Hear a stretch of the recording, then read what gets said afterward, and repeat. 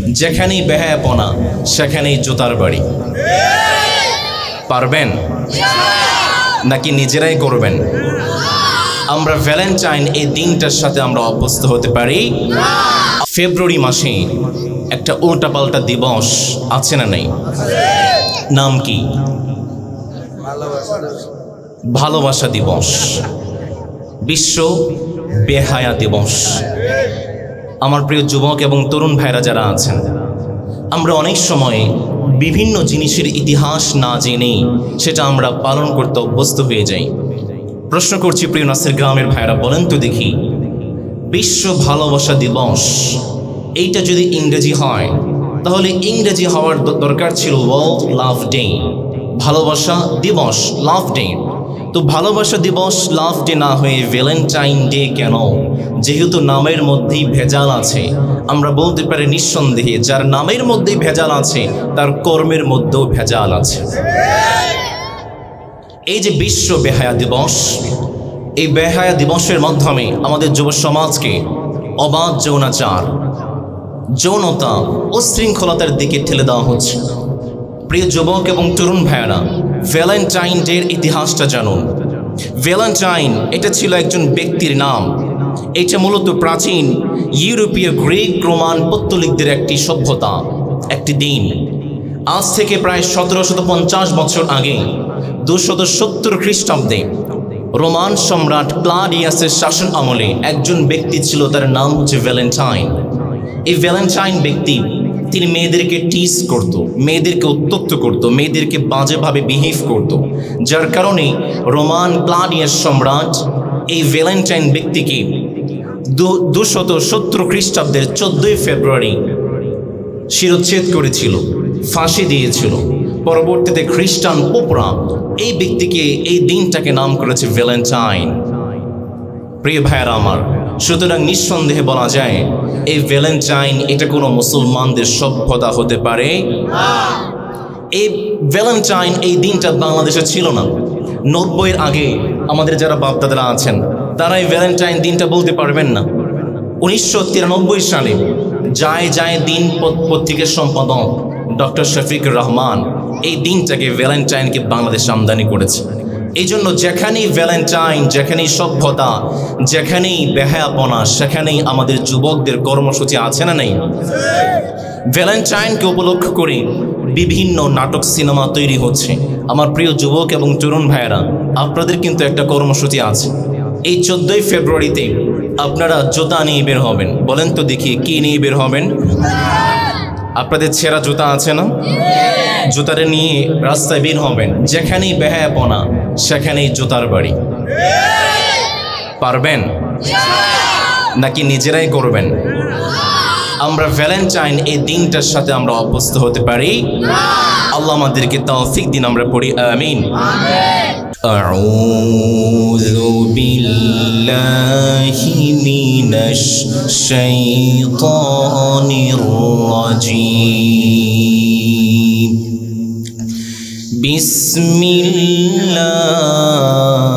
বিসমিল্লাহির রাহমানির রাহিম। ওয়ামা আরসালনাকা ইল্লা রাহমাতাল লিল আলামিন।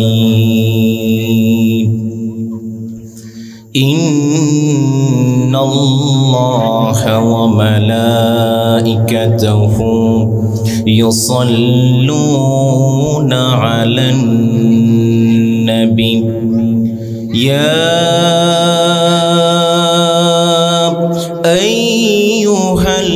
আইয়ুহাল্লাযীনা আমানু সাল্লু আলাইহি ওয়া সাল্লিমু তাসলিমা। আল্লাহুম্মা সাল্লি আলা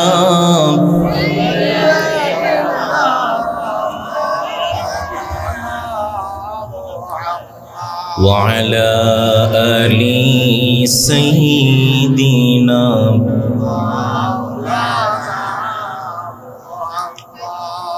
হৃদয়ে মুহাম্মাদ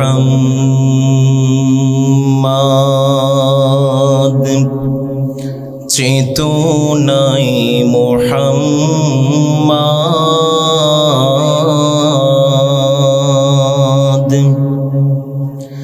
জীবনে মুহাম্মাদ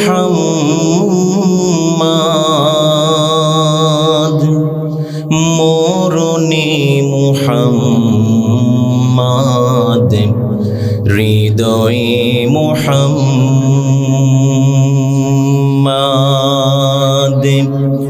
নেহি দো জাহাঁ में मिसाले मुहम्मद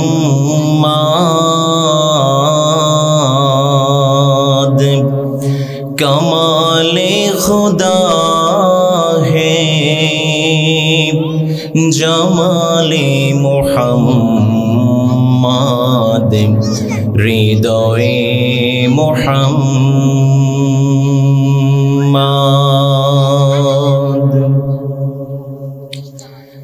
কত ব্যথা কত ভাবে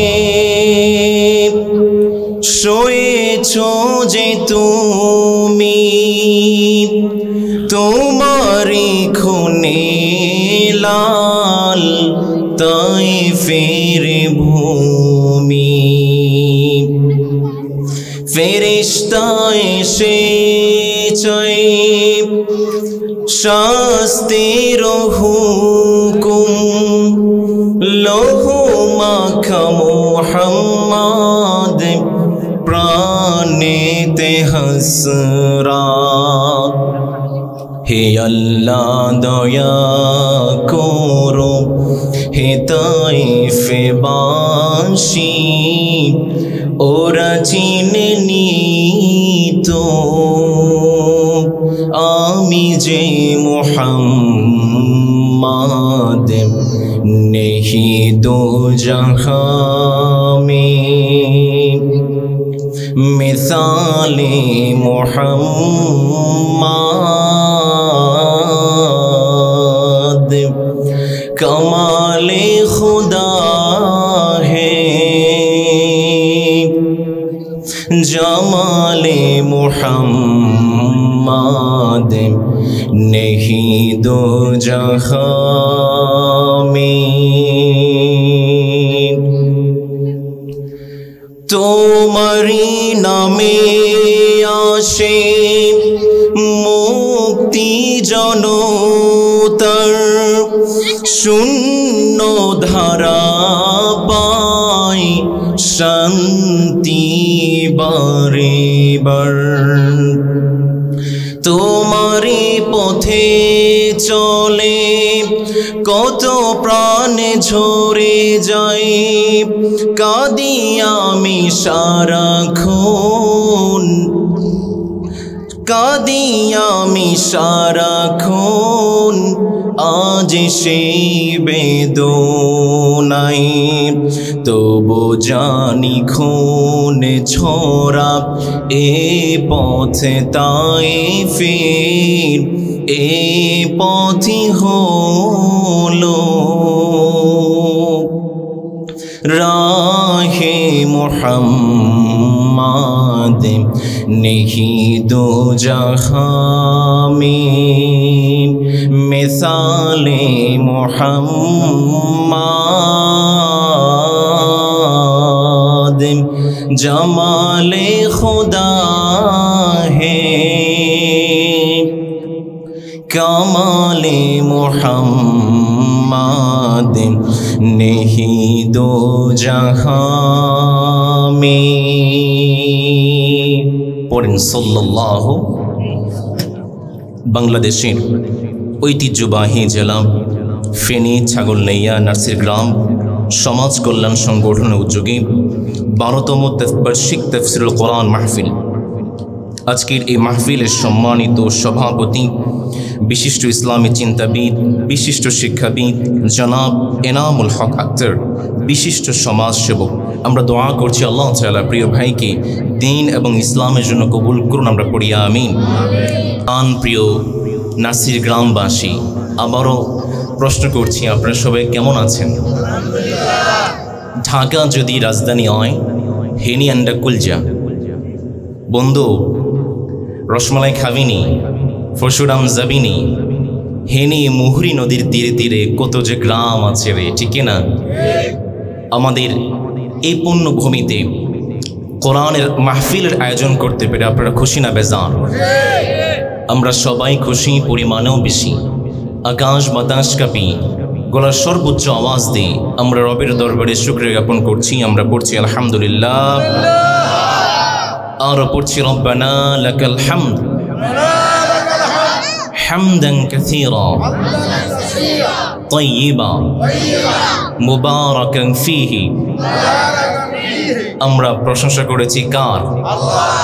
সব সময় প্রশংসা করবেন কার? আল্লাহ আমাদেরকে তৌফিক দিন। আমরা পড়ি আমিন।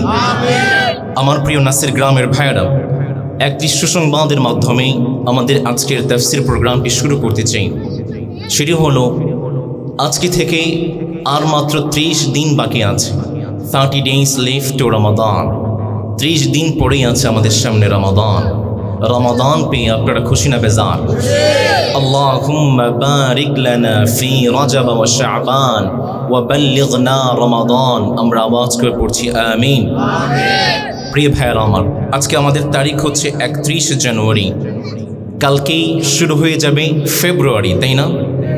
ফেব্রুয়ারি মাসে একটা উল্টাপাল্টা দিবস আছে না নেই? নাম কি?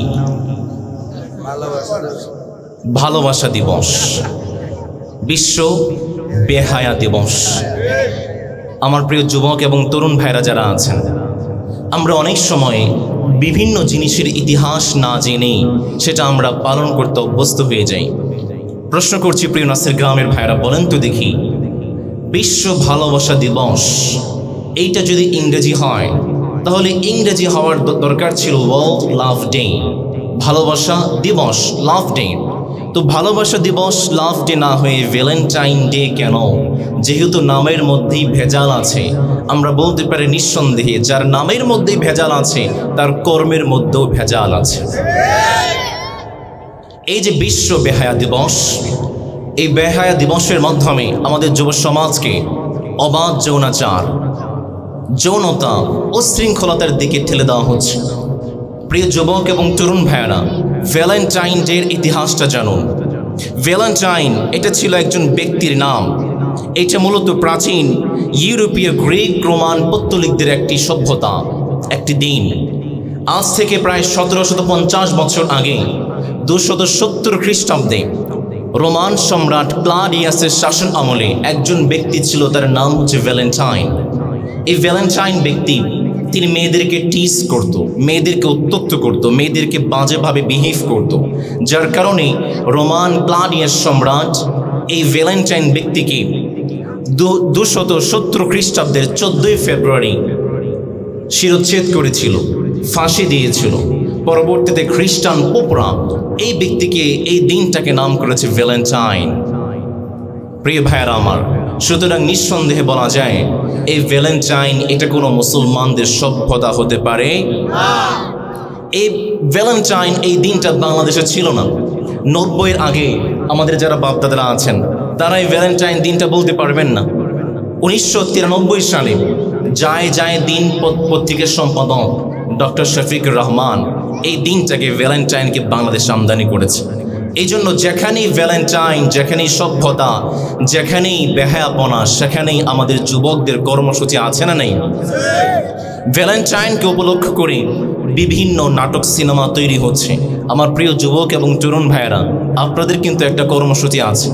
এই 14 ফেব্রুয়ারিতে আপনারা জুতা নিয়ে বের হবেন। বলেন তো দেখি, কি নিয়ে বের হবেন? আপনাদের ছেঁড়া জুতা আছে না? জুতারে নিয়ে রাস্তায় বের হবেন। যেখানেই বেহায়াপনা সেখানেই জুতার বাড়ি। পারবেন নাকি নিজেরাই করবেন? আমরা ভ্যালেন্টাইন এই দিনটার সাথে আমরা অভ্যস্ত হতে পারি। আল্লাহ আমাদেরকে তৌফিক দিন। আমরা পড়ি আমিন। আমার প্রিয় নাসির গ্রামের ভাইয়েরা, বলেন তো দেখি, আজকে আমরা একটি কিতাব থেকে কথা শুনতে চাই। সেই কিতাবটির নাম কি? পিছনের ভাইয়েরা কথা বলে না। ভাইয়েরা কি রাগ করেছেন? আমার প্রিয় ছোট্ট সোনামণিরা, একটু কথা শোনেন, কথা বলবেন না, পারবেন না ইনশাল্লাহ? আমার প্রিয় পিছনের ভাইরা বলেন তো দেখি, আজকে আমরা একটি কিতাব থেকে কথা শুনবো, সেই কিতাবটির নাম কি?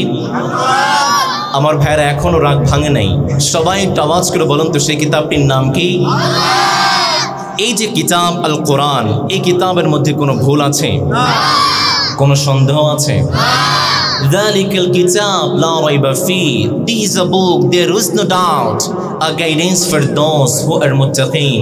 এই কিতাবটাকে সন্দেহহীনভাবে, সংশয়হীনভাবে যে মালিক পাঠিয়েছেন, আওয়াজ করে বলেন তো তিনি কে? আল্লাহ। এই যে কিতাবটা দেখতে পাচ্ছেন, এটা হচ্ছে প্রিন্টেড কিতাব, ছাপা কিতাব, ছাপা কোরআন। এবং এই কোরআনের বাস্তবিক রূপ ছিলেন আমাদের প্রিয় নবী, বিশ্বনবী মুহাম্মদুর রাসূলুল্লাহ, পড়েন সাল্লাল্লাহু। সুতরাং এই কিতাবটাকে যদি বুঝতে চান, নবী করিম সাল্লাল্লাহু আলাইহি ওয়াসাল্লামকে বোঝার দরকার আছে না নেই? আয়েশা রাদিয়াল্লাহু তাআলা আনহাকে প্রশ্ন করা হয়েছিল, ও আয়েশা, নবী করিম সাল্লাল্লাহু আলাইহি ওয়াসাল্লামের স্বভাবটা কেমন ছিল? আয়েশা রাদিয়াল্লাহু তাআলা আনহা বলছেন, তোমরা কি কোরআন দেখো না? এই কোরআনের বাস্তবিক রূপটাই ছিল আমাদের প্রিয় হাবিব মুহাম্মদুর রাসূলুল্লাহ সাল্লাল্লাহু। এই জন্য আপনি ইসলামটাকে বুঝতে চান, কোরআনটাকে বুঝতে চান, আমাদের প্রিয় নবীর জীবনী পড়ার দরকার আছে না নেই? কিন্তু আফসোসের বিষয় হচ্ছে আমাদের বয়স অনেক হয়ে গিয়েছে, 40 বছর, 50 বছর, আমরা অনার্স শেষ করেছি, মাস্টার্স করেছি, কিন্তু এখন পর্যন্ত নবীজির একটা জীবনী পড়ার সৌভাগ্য আমাদের হয় নাই। এমন লোক আপনাদের নাসির গ্রামে নেই? আছে? প্রিয় ভাইরা আমার, দেখুন, আমরা মুসলমান হয়ে নবীজির জীবনী পড়ি না, কিন্তু পৃথিবীতে এমন অনেক অমুসলিম ছিলেন যারা মুসলমান না হয়েও নবীজির জীবনী পড়েছেন। সুবহানাল্লাহ পড়বেন না? শুধু নবীজির জীবনী পড়েছেন ব্যাপারটা এমন নয়, তারা সুন্দর সুন্দর কমেন্ট করেছেন। তার মধ্যে অন্যতম হচ্ছেন রামাকৃষ্ণ রাও, হিন্দুস্তানের, ভারতের একজন লেখক ছিলেন। তিনি একটি বই লিখেছেন, তার বই তিনি বলেছেন ইসলাম অ্যান্ড মডার্ন এজ। এই বইতে তিনি বলছেন, to serve man, to elevate man, to educate man, to humanize man, this is the mission of our prophet Muhammad সাল্লাল্লাহু। রামাকৃষ্ণ রাও তিনি নবীজির জীবনী পড়ে তিনি কমেন্ট করেছেন, মানুষকে সভ্য বানানো, মানুষকে শিক্ষিত করা, মানুষকে পবিত্র করা, সর্বোপরি মানুষকে মানুষ করার দায়িত্ব নিয়েই নবী করিম সাল্লাল্লাহু আলাইহি ওয়াসাল্লাম পৃথিবীতে এসেছিলেন। আল্লাহু আকবার। আপনারা নাম শুনেছেন মহাত্মা গান্ধী, নাম শুনেছেন করমচাঁদ গান্ধী। আপনারা এই মানুষটাকে খুব ভালো চিনবেন, কারণ 1942 সালে বা 49 সালের দিকে তিনি আপনাদের বৃহত্তর নোয়াখালীতে এসেছিলেন। এবং আপনাদের বৃহত্তর নোয়াখালীতে মহাত্মা গান্ধী নামে একটা আশ্রয়স্থল আছে, আশ্রম আছে, একটা জাদুঘরও আছে, ঠিক কিনা? মহাত্মা গান্ধী তিনি যখন নবী করিম সাল্লাল্লাহু আলাইহি ওয়াসাল্লামের জীবনী পড়েছেন, তিনি খুঁজতে শুরু করেছেন। তিনি তো একজন নেতা ছিলেন, লিডার ছিলেন, অহিংস আন্দোলনের প্রধান ছিলেন মহাত্মা গান্ধী। তিনি খুঁজতে শুরু করেছেন পৃথিবীতে কোন সেই নেতা, যেই নেতা পুরো বিশ্বের মানুষের হৃদয়ে জায়গা করে নিয়েছে। তিনি খুঁজতে শুরু করলেন, খুঁজতে খুঁজতে তিনি সর্বশেষ কমেন্ট করেছেন, যিনি পুরো বিশ্বের মানুষের হৃদয়ে জায়গা করে নিয়েছে তিনি আর কেউ নয়, তিনি হচ্ছে আমাদের প্রিয় হাবিব মুহাম্মদুর রাসূলুল্লাহ। সুবহানাল্লাহ পড়বেন না? তিনি কমেন্ট করেছেন, আমি ভেবেছিলাম ইসলামটা যুদ্ধের মাধ্যমে এসেছে, কিন্তু আমি যখন নবীজির জীবনী পড়েছি আমি বুঝতে পেরেছি ইসলামটা যুদ্ধের মাধ্যমে নয়, বরং ইসলামটা মুহাম্মদের ভালোবাসার মাধ্যমে পুরো বিশ্বে প্রচার হয়েছে। আল্লাহু আকবার। আপনারা নাম শুনেছেন জওহরলাল নেহেরু, ভারতের স্বাধীনতা আন্দোলনের প্রথম প্রধান নেতা ছিলেন, স্বাধীন ভারতের প্রথম প্রধানমন্ত্রী ছিলেন জওহরলাল নেহেরু। তিনি বলছেন, it's simplicity, honesty and equivalence. Nabi Karim সাল্লাল্লাহু আলাইহি ওয়াসাল্লামের সরলতা, সহজতা আর ভালোবাসার মাধ্যমে পুরো বিশ্বে ইসলামের জয় জয় গান শুরু হয়ে গিয়েছে। একজন খ্রিস্টান লেখক আছেন মাইকেল এইচ হার্ট, তিনি একটি বই লিখেছেন, দি 100, a ranking of the most influential person in the history। তিনি একটি বই লিখেছেন, তিনি খ্রিস্টান হয়ে সেই বইয়ের মধ্যে অনেকগুলো মানুষের জীবনী এনেছেন। তিনি সেখানে তিনি সেখানে কনফুসিয়াসের জীবনী এনেছেন, প্লেটোর জীবনী এনেছেন, অ্যারিস্টটলের জীবনী এনেছেন, বড় বড় বিজ্ঞানীদের জীবনী এনেছেন। এরপরে রবীন্দ্রনাথ ঠাকুরের জীবনী এনেছেন, কবি নজরুলের জীবনী এনেছেন। তিনি খ্রিস্টান হয়ে সেই বইয়ের মধ্যে যে মানুষটার জায়গা সর্বপ্রথম দিয়েছেন তিনি আর কেউ নয়, তিনি হচ্ছে আমাদের প্রিয় নবী মুহাম্মদ সাল্লাল্লাহু। পুরো খ্রিস্টান জগতের সমালোচনা ঝড় শুরু হয়ে গিয়েছে। ক্রে মাইকেল এইচ হার্ট, তুমি একজন খ্রিস্টান হয়ে কিভাবে ইসলাম ধর্মের নবীর জীবনী সর্বপ্রথম নিয়ে আসতে পারো? যখন পুরো বিশ্বের সমালোচনা ঝড় শুরু হয়েছে তিনি জবাব দিয়েছেন, তোমরা তো সমালোচনা করো, আমি মুহাম্মদের জীবনী পড়ে বুঝতে পেরেছি he was the supremely successful in the both secular and religious level. Muhammad শুধুমাত্র আখিরাতের সফল ব্যক্তি নন, মুহাম্মদ হচ্ছে আখিরাত এবং দুনিয়ার দোনো জাহানের সফল ব্যক্তি। আল্লাহু আকবার। প্রিয় আমার ভাইয়েরা, নাসির গ্রামের ভাইয়েরা, অমুসলিমরা নবীজির জীবনী পড়ে এত সুন্দর সুন্দর কমেন্ট করতে পারে, আমি আপনি কি করেছি? আমার প্রিয় যুবক ভাইয়েরা, অনেক যুবক ভাইদেরকে প্রশ্ন করে, প্রিয় ভাই আপনার মডেল কে, আপনি কাকে ফলো করেন? যুবক ভাইয়েরা জবাব দেয়, হুজুর তো খের, হুজুর তো জানে না। হুজুর কি জানে না? আমি সালমান খানকে ফলো করি, শাহরুখ খানকে ফলো করি, আমির খানকে ফলো করি, নেইমার মেসিকে ফলো করি। প্রশ্ন করি, প্রিয় যুবক ভাই আপনি কেন নেইমারকে ফলো করেন, মেসিকে ফলো করেন? যুবক জবাব দেয়, নেইমারকে ফলো করি তার কারণ হচ্ছে নেইমারের ফলোয়ার হচ্ছে 100 মিলিয়ন, শাহরুখ খানের ফলোয়ার 42 মিলিয়ন, সালমান খানের ফলোয়ার 50 মিলিয়ন, তাদের হাজার হাজার ফলোয়ার আছে। প্রিয় যুবক ভাই আমি তো বলি আপনি বোকার সঙ্গে বসবাস করছেন, আপনি বোকার স্বর্গে বসবাস করছেন। কারণ পৃথিবীতে এমন একজন মনীষী ছিলেন, এমন একজন মহামানব ছিলেন যার ফেসবুকে কোনো অ্যাকাউন্ট নেই, টুইটারে কোনো অ্যাকাউন্ট নেই, টিকটকে কোনো অ্যাকাউন্ট নেই, ইনস্টাগ্রামে কোনো অ্যাকাউন্ট নেই, ইউটিউবে কোনো অ্যাকাউন্ট নেই, এরপরও পুরো বিশ্বের 200 কোটি মানুষ সেই মানুষটাকে ফলো করে। আল্লাহু আকবার। এই জন্য প্রিয় ভাইয়েরা আমার, আমরা নবীজির জীবনী জানতে চাই, রাজি আছি না ইনশাআল্লাহ? জেনে জেনে নবীজির জীবনী অনুযায়ী আমাদের জীবনটাকে গঠন করতে চাই, রাজি আছেন তো ইনশাআল্লাহ? কে কে আলোচনা শেষ না করে উঠে যাবেন, দুহাত তুলে দেখিয়ে দেন। অনেকে উঠে যাবে, ভুল হয়েছে না, ভুলে উঠিয়েছেন। আমরা পুরো আলোচনাটা ইমানের নিয়তে, ইখলাসের নিয়তে শুনতে চাই, রাজি আছে না ইনশাআল্লাহ? আলোচনায় প্রবেশ করব তার আগে আমি একটু দেখতে চাই প্রিয় নাসির গ্রামের ভাইদের হৃদয়ে কতটুকু রবের জন্য ভালোবাসা আছে। আমি পড়ব লিল্লাহি তাকবীর, আপনারা পড়বেন আল্লাহু আকবার, রাজি আছে না ইনশাআল্লাহ? আমি শুরু করছি লিল্লাহি তাকবীর। আমাদের বাচ্চাদের আওয়াজ বেশি মনে হয়েছে, পিছনে ভাইদের আওয়াজ নেই। আমি আবার বলছি লিল্লাহি তাকবীর, লিল্লাহি তাকবীর। আমার প্রিয় নাসির গ্রামের ভাইয়েরা, নবী করিম সাল্লাল্লাহু আলাইহি ওয়াসাল্লামের 12টি জীবনে আমরা শেয়ার করতে চাই। তার মধ্যে 1 নম্বর, আমার প্রিয় হাবিব সাল্লাল্লাহু আলাইহি ওয়াসাল্লাম তিনি ছিলেন সর্বশ্রেষ্ঠ লজ্জাশীল ব্যক্তি। সুবহানাল্লাহ পড়েন। নবী করিম সাল্লাল্লাহু আলাইহি ওয়াসাল্লাম, আল্লাহর হাবিব সাল্লাল্লাহু আলাইহি ওয়াসাল্লাম যখন হালিমাতুস সাদিয়ার বাড়িতে ছিলেন, নবী করিম সাল্লাল্লাহু আলাইহি ওয়াসাল্লাম হালিমাতুস সাদিয়ার বাড়িতে বড় হতে লাগলেন। ছোট্ট বাচ্চারা ক্ষুধা লাগলে কান্না করে, ছোট্ট বাচ্চারা পিপাসা লাগলে কান্না করে, কিন্তু আল্লাহর হাবিব মুহাম্মদ হালিমাতুস সাদিয়ার বাড়িতে যখন বড় হচ্ছেন, হালিমাতুস সাদিয়া জানালেন মুহাম্মদ ক্ষুধা লাগলে কান্না করে না, মুহাম্মদ পিপাসা লাগলে কান্না করে না। কিন্তু মুহাম্মাদের যখন সতরটা খুলে যায় তখনই মুহাম্মদ হাউমাউ করে কেঁদে ফেলে। মক্কার বুকে কাবা পুনরায় সংস্কারের কাজ হচ্ছে। নবীজির চাচা ছিলেন আব্বাস, তিনি বলতে লাগলেন মুহাম্মদ তুমি তো ছোট্ট একজন মানুষ, আমরা তো সবাই মক্কা নির্মাণের জন্য কাজ করছি, তুমি তো আমাদের সঙ্গে কাজ করছো, তুমি তো ছোট্ট মানুষ, তোমার লুঙ্গিটা খুলে লুঙ্গির মধ্যে পাথরগুলো বহন করো। নবী করিম সাল্লাল্লাহু আলাইহি ওয়াসাল্লাম বললেন, না না চাচা, আমি লুঙ্গি খুলতে পারবো। নবী করিম সাল্লাল্লাহু আলাইহি ওয়াসাল্লাম জানিয়ে দিলেন, না চাচা, লুঙ্গি আমি খুলতে পারবো না। আব্বাস তিনি বললেন, বাবা ছোট্ট মানুষ লুঙ্গি খুললে কি আর হবে? এটা বলে চাচা আব্বাস নবীজির লুঙ্গিটা ধরে দিয়েছে এক টান। যখন নবীজির সটরটা খুলে গিয়েছে, সাথে সাথে নবী সেন্সলেস হয়ে অজ্ঞান হয়ে মাটির জমিনে পড়ে গিয়েছে। এই ছিল আমার প্রিয় হাবিব মুহাম্মদ রাসূলুল্লাহ সাল্লাল্লাহু সেই নবীর উম্মত, যেই নবী সারাটা জীবন পোশাকের জন্য আন্দোলন করেছেন, যেই নবী সারাটা জীবন পোশাকের জন্য লড়াই করেছেন, সেই নবীর উম্মতরা দেখেন আজকে পোশাকটা খোলার জন্য লড়াই করছে।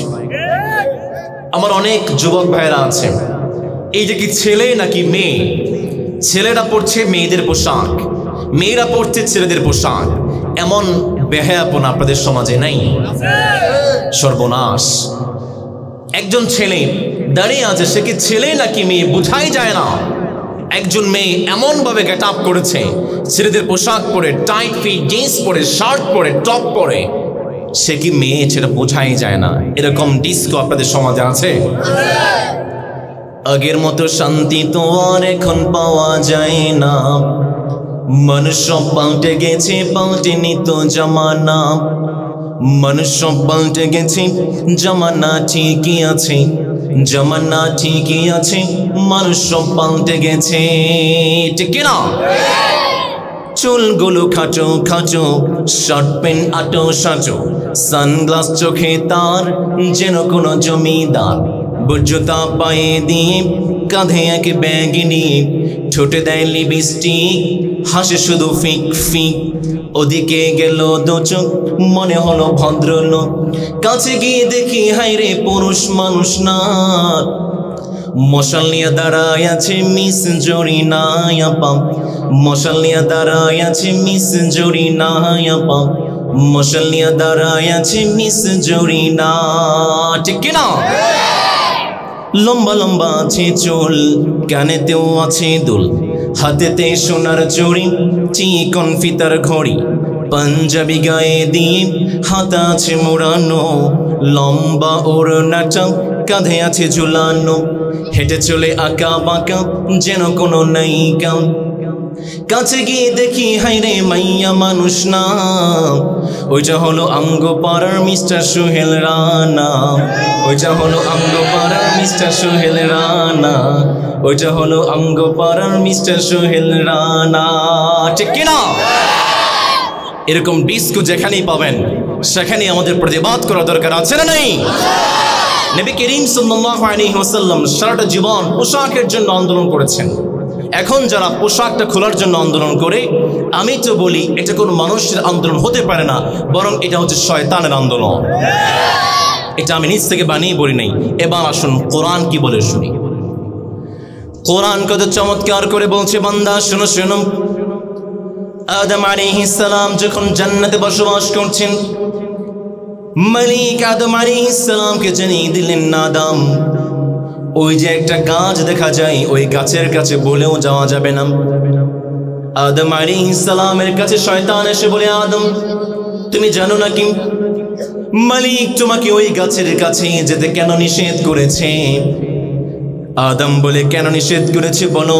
শয়তান বলে, ইল্লা আন তাকুনা মালাকাইনি আও তাকুনা মিনাল খালিদিন। আদম তুমি যদি ওই গাছের কাছে যাও তাহলে হয়তো তুমি ফেরেশতা হয়ে যাবে, না হয় তুমি চিরস্থায়ী জান্নাতের অধিবাসী হয়ে যাবে। আদম আলাইহিস সালাম যখন শয়তানের ফাঁদে পা দিয়ে ফেলেছেন, শয়তান সর্বপ্রথম আদম আলাইহিস সালামের বিরুদ্ধে কি ষড়যন্ত্র বাস্তবায়ন করেছে শুনুন। রব্বুল আলামিন সূরা আরাফের মধ্যে চমৎকার করে বললেন, فلما ذاقا الشجرة بدت لهما سوآتهما وطفقا يخصفان عليهما من ورق الجنة। আদম আলাইহিস সালাম যখন শয়তানের ফাঁদে পা দিয়ে ফেলেছে, শয়তান সর্বপ্রথম আদম আলাইহিস সালামের শরীর থেকে পোশাকটা খুলে নিয়েছে। মালিক আমাদেরকে জানিয়ে দিলেন, বান্দা শোনো শোনো। আদম আলাইহিস সালাম যখন শয়তানের ফাঁদে পা দিয়েছে, সর্বপ্রথম শয়তান আদমের শরীর থেকে পোশাকটা খুলে নিয়েছে, যার কারণে মালিক আদম আলাইহিস সালামকে জান্নাত থেকে বের করে দিলেন আর জানিয়ে দিলেন, আদম সন্তান, তোমরাও যদি জান্নাতি হতে চাও তাহলে তোমরা সব সময় পোশাকের পক্ষে আন্দোলন করবে। নাকি আমরা পোশাকের বিপক্ষে? পক্ষে নাকি বিপক্ষে? আওয়াজ করে বলেন, পোশাকের পক্ষে নাকি বিপক্ষে? এই জন্য নবী করিম সাল্লাল্লাহু আলাইহি ওয়াসাল্লাম তিনি ছিলেন সর্বশ্রেষ্ঠ লজ্জাশীল ব্যক্তি। আবার আমাদের সমাজে অনেক ভাইরা আছেন যারা টাকনুর নিচ পর্যন্ত কাপড় পরিধান করে, এমন সমাজ, এমন লোক আমাদের সমাজে আছে না নেই? নবী করিম সাল্লাল্লাহু আলাইহি ওয়াসাল্লাম জানালেন, যারা টাকনুর নিচে কাপড় পরিধান করে তাদের জন্য চারটি শাস্তি আছে। আমার প্রিয় নাসির গ্রামের ভাইরা যদি বুঝে থাকেন বলেন তো দেখি কয়টা শাস্তি? জোরে বলেন কয়টা? তার মধ্যে 1 নম্বর, যারা টাকনুর নিচে কাপড় পরিধান করবে মালিক তাদের দিকে ফিরে তাকাবেন। 2 নম্বর, যারা টাকনুর নিচে কাপড় পরিধান করবে মালিক জান্নাতে তাদের সঙ্গে কথা বলবেন। 3 নম্বর, যারা টাকনুর নিচে কাপড় পরিধান করবে মালিক তাদেরকে পবিত্র করবেন। 4 নম্বর, যারা টাকনুর নিচে কাপড় পরিধান করবে মালিক তাদেরকে কখনো ক্ষমা করবেন না। ঠিক কিনা? আবার আমাদের সমাজে অনেক ভাইরা আছে বউয়ের ছবি ফেসবুকে দেয়, আছে? তার মানে নাসির গ্রামে বেশি। প্রশ্ন করছি প্রিয় নাসির গ্রামের ভাইরা, বলেন তো দেখি ফেসবুক এটা প্রাইভেট নাকি পাবলিক? আপনার বউ প্রাইভেট নাকি পাবলিক? প্রাইভেট। এখন যারা প্রাইভেট জিনিসটাকে পাবলিকে দেয়, যারা তাদের বউয়ের ছবি ফেসবুকে দেয়, নিঃসন্দেহে বোঝা যায় তারা তাদের বউটাকে পাবলিক করে ফেলেছে। এরকম বেহায়াপন আমরা করা যাবে না। নবী করিম সাল্লাল্লাহু আলাইহি ওয়াসাল্লামের 1 নম্বর বৈশিষ্ট্য হলো আল্লাহর হাবিব সাল্লাল্লাহু আলাইহি ওয়াসাল্লাম সর্বশ্রেষ্ঠ লজ্জাশীল ব্যক্তি ছিলেন। সুবহানাল্লাহ। 2 নম্বরে নবী করিম সাল্লাল্লাহু আলাইহি ওয়াসাল্লাম সর্বশ্রেষ্ঠ আমানতদার ছিলেন।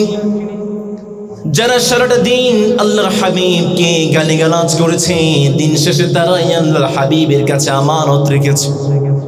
নবী করিম সাল্লাল্লাহু আলাইহি ওয়াসাল্লাম এতটাই আমানত ছিলেন, তিনি নিজের জীবনটা বাজি রেখে কাফেরদের আমানতগুলো রক্ষা করেছেন, সুরক্ষা দিয়েছেন। আল্লাহর হাবিব সাল্লাল্লাহু আলাইহি ওয়াসাল্লাম মক্কার বুকে ইসলামের দাওয়াত শুরু করে দিয়েছেন। মক্কার কাফেররা ষড়যন্ত্র শুরু করে দিয়েছে। দারুন নাদওয়া সংসদে বসে গিয়েছে। কোন কোন কাফের বলে মুহাম্মদকে হত্যা করে ফেলুন, কোন কোন কাফের বলে মুহাম্মদকে জেলখানায় বন্দী করে দাও। শয়তান বলে মুহাম্মদকে জেলখানায় বন্দী করে দিবা। এত সুন্দর সুন্দর কথা বলে কালকেই তার অনুসারীরা জেল থেকে ভেঙে তাকে বের করে নিয়ে যাবে। কোন কোন কাফের বলে তাহলে মুহাম্মদকে দেশ থেকে বের করে দাও। শয়তান বলে মুহাম্মদকে দেশ থেকে বের করে দিবা। এত সুন্দর সুন্দর কথা বলে, সুন্দর সুন্দর কথার মাধ্যমে কালকে তো তারা মক্কার উপর হামলা করবে।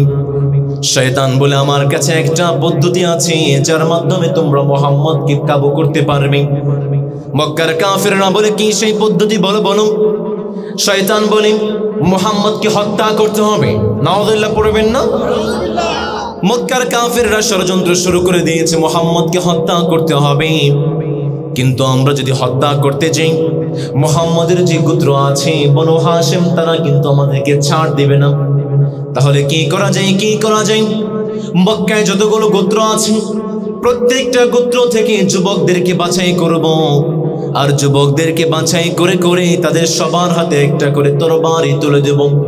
আর তারা সবাই মিলে যখন মুহাম্মদের উপর হামলা করবে, এক বনু হাশিম পুরো মক্কার বিরুদ্ধে যুদ্ধ ঘোষণা করতে পারবে না। এই ষড়যন্ত্র বাস্তবায়ন করার জন্য মক্কার কাফেররা যুবকদের হাতে তরবারি তুলে দিয়েছে। নবী করিম সাল্লাল্লাহু আলাইহি ওয়াসাল্লামের বাড়ির চারপাশে ঘেরাও করে ফেলেছে। আল্লাহর হাবিবকে জানিয়ে দিলেন, নবী আর দেরি নয়, আপনি আজকে মক্কা থেকে মাইগ্রেট করে মদিনায় চলে যান। নবী করিম সাল্লাল্লাহু আলাইহি ওয়াসাল্লাম মক্কা থেকে হিজরত করে মদিনায় চলে যাবেন। এমন সময় অনেক কাফেরদের আমানত আমার হাবিবের কাছে সুরক্ষা ছিল। নবী করিম সাল্লাল্লাহু আলাইহি ওয়াসাল্লাম আলী রাদিয়াল্লাহু তাআলা আনহুকে বললেন, আলী রে, আমি যে সবুজ চাদরটা গায়ে দিয়ে শুয়ে আছি, দয়া করে মায়া করে আমার জায়গাতে তুমি সবুজ চাদর গায়ে দিয়ে শুয়ে যাও। আর কাফেররা যখন আমাকে হত্যা করতে আসবে, হামলা করতে আসবে, তারা যখন আমাকে না পেয়ে আলী তোমাকে পেয়ে যাবে, দয়া করে মায়া করে তাদের আমানতগুলো আমার পক্ষ থেকে তুমি আলী তাদের পর্যন্ত পৌঁছে দাও। এই ছিলেন আমাদের প্রিয় হাবিব মুহাম্মদ রাসূলুল্লাহ সাল্লাল্লাহু সেই নবীর উম্মত, যেই নবী সারাটা জীবন আমানত নিজের জীবনটা বাজি রেখে লড়াই করেছেন। সেই নবীর উম্মতরা দেখেন আজকে জনগণের আমানতগুলো খেয়ানত করে নিজেদের খাটের নিচে লুকায়। সেই নবীর উম্মতরা দেখেন আজকে জনগণের আমানতগুলো খেয়ানত করে সুইস ব্যাংকে টাকা জমায়। সেই নবীর উম্মতরা দেখেন আজকে জনগণের আমানতগুলো খেয়ানত করে কানাডায় বেগম পাড়ায় বাড়ি বানায়। চিল্লায়া বলেন ঠিক কিনা? সেই নবীর উম্মতেরা আজকে স্বাধীনতার 50 বছর হয়ে গিয়েছে। স্বাধীনতার 50 বছর পরে কেন আমার খেটে খাওয়া মানুষের চোখ থেকে অশ্রু ঝরবে? আমি তো বলি নির্বাচনের আগে আমরা পশুর মতো বিক্রি হয়ে যাই। বলতে পারেন এত কঠিন কথা বলে ফেললেন, এবার আসলে একটা হিসাব আপনাদেরকে মিলিয়ে দেই, সমীকরণ মিলিয়ে দেই। নির্বাচনের আগে অনেক জালেম তারা 500 টাকার বিনিময়ে একজন অযোগ্য মানুষকে যোগ্য চেয়ারে বসিয়ে দেয়। এবার হিসাব করেন 500 টাকার বিনিময়ে একজন অযোগ্য নেতাকে, জালিমকে আপনি চেয়ারে বসিয়ে দিলেন। 1 বছরে যদি 365 দিন হয়, 5 বছরে কয়দিন হয়? 1825 দিন। কয়দিন? এবার 500 টাকাকে 1825 দিন দিয়ে ভাগ করেন, প্রতিদিন আসে 4 পয়সা। বলেন তো দেখি 4 পয়সা দিয়ে একটা চকলেট পাওয়া যায়? এবার যারা 500 টাকার বিনিময়ে একজন জালিমকে, অত্যাচারীকে, সুদখোর, ঘুষখোরকে চেয়ারে বসিয়ে দেন, আপনার দাম তো মিয়া 4 পয়সার চেয়েও কম। আপনি তো মানুষ নামের কলঙ্ক। আপনার মতো কলঙ্ক মানুষগুলোর জন্য আজকে খেটে খাওয়া মানুষের চোখ থেকে অশ্রু ঝরছে। ঠিক কিনা? স্বাধীনতার 50 বছর হয়ে গিয়েছে। কথা তো ছিল আমার খেটে খাওয়া মানুষ তারা তাদের অধিকার ফিরে পাবে, আর অত্যাচারিত হবে না, বৈষম্যের শিকার হবে না। স্বাধীনতার 50 বছর পরও যদি আমার খেটে খাওয়া মানুষের চোখ থেকে অশ্রু ঝরে, এমন স্বাধীনতা আমরা চাই নাই। স্বাধীনতার 50 বছর পরও যদি আমার মা বোনেরা নির্বিঘ্নে নির্ভয়ে রাস্তাঘাটে বের হতে না পারে, এমন স্বাধীনতা আমরা চাই নাই। স্বাধীনতার 50 বছর পরও যদি আমার জীবনটা অরক্ষিত থেকে যায়, ইসলাম আমরা প্রচার করতে না পারি, এমন স্বাধীনতা আমরা চাই নাই। চিল্লায়া বলেন ঠিক কিনা? স্বাধীনতার বয়স পেরিয়ে 50-এতে পা দিলাম, নেতারা তো সবই পেল, আমরা বলো কি পেলাম? স্বাধীনতার বয়স পেরিয়ে 50-এতে পা দিলাম, ভণ্ডরা তো সবই পেল, আমরা বলো কি পেলাম? শান্তির লাগি কেন্দা মরি, শান্তির কোনো নাহি লেশ, দেখতে দেখতে গোল্লায় গেল আমার সোনার বাংলাদেশ। একে একে শেষ করেছি, সবার দেখা হইল শেষ, দেখতে দেখতে গোল্লায় গেল আমার সোনার বাংলাদেশ, দেখতে দেখতে গোল্লায় গেল আমার সোনার বাংলাদেশ। ঠিক কিনা? কেউ দিল না, সবাই নিল, আমরা যে কলুর বলদ, সারা বছর নেই না খবর, নির্বাচনে খুব দরদ। আর কত কাল এমনি করে মোদের জীবন করব শেষ, দেখতে দেখতে গোল্লায় গেল আমার সোনার বাংলাদেশ। একে একে শেষ করেছি, সবার দেখা হইল শেষ, দেখতে দেখতে গোল্লায় গেল আমার সোনার বাংলাদেশ, দেখতে দেখতে গোল্লায় গেল আমার সোনার বাংলাদেশ। ঠিক কিনা? দাবার গটি পাল্টে গিয়েছে, মুদ্রা তার অপিট দেখিয়ে দিয়েছে, আর আমরা কোনো জালিমকে, কোনো অত্যাচারীকে ক্ষমতায় বসাতে চাই না। চিল্লায়া বলেন ঠিক কিনা? আমি বলি এইভাবে, স্বাধীনতার পরে আমরা সবার শাসন দেখেছি, বাবার শাসন দেখেছি, মেয়ের শাসন দেখেছি, স্বামীর শাসন দেখেছি, স্ত্রীর শাসন দেখেছি, চাচার শাসন দেখেছি, শুধু একটাই বাকি আছে, সব কিছু দেখা শেষ, এবার দেখতে চাই আল কোরআনের বাংলাদেশ। রাজে আছেন তো প্রিয় ফেনীর ভাইরা? রাজে আছেন তো প্রিয় নাসির গ্রামের ভাইরা? কে কে রাজে আছেন? দোয়া দেখতে চাই। তাকবীর পড়েন।